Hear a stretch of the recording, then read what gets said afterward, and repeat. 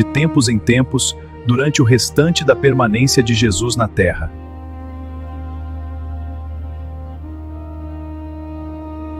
Ele chamou a atenção dos apóstolos para várias formas adicionais de oração.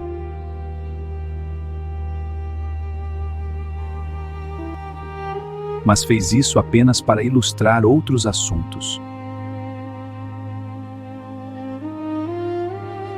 E ele ordenou que essas orações em parábolas não fossem ensinadas às multidões. Muitas delas eram de outros planetas habitados, mas esse fato Jesus não revelou aos 12.